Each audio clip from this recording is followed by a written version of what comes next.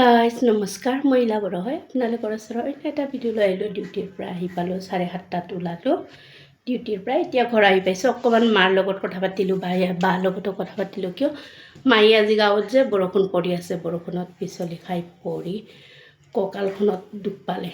মানে এক্সৰে কৰিছে, চৰকাৰী হস্পিটেল যে এক্সৰে কৰিছে, কিন্তু চৰকাৰী হস্পিটেলবিলাকৰ আৰু নেক্সট দিনা দেই নাই। এতিয়া প্ৰাইভেট হ'লে বাৰু লগে লগে পালে হয়। তাৰ কাৰণে কৈছিলোঁ মই বাক, ইয়াতে মই য'ত কৰোঁ তাতে লৈ আহিবি। বাই কৈছে চাওক ইয়াতে এক্সৰে কৰিছোঁ, কালি ৰিপৰ্টটো পালে তেওঁক হোৱাটছআপত পঠাই দিম। তো ইয়াতে মই ছাৰৰ লগত কথা পাতিছোঁ, ছাৰক দেখাম। চাওঁ কিবা এটা হ'লেতো আনিব লাগিব, মোৰ হস্পিটেলতে লৈ আহি চাব লাগিব। যেতিয়া নিজৰ মা কিবা এটা হয় চবৰে টেনশ্যন এটা থাকে। ডাঙৰ বা গৈছে বাৰু, অলপ ইনজেকশ্যন বোলে 3টা দিছে, অলপ ভাল পাইছে। চাওঁ কালিলৈ ৰিপৰ্টটো যাতে বেয়াটো নাহে, ভাল হওক, সেইটোৱে ভাবোঁ। মা হয় সদায় চকুৰ আগত থাকিলে আমাৰো ভাল লাগে। তাৰ কাৰণে চাওঁ কালি ৰিপৰ্টটো আহিলে কি হয়।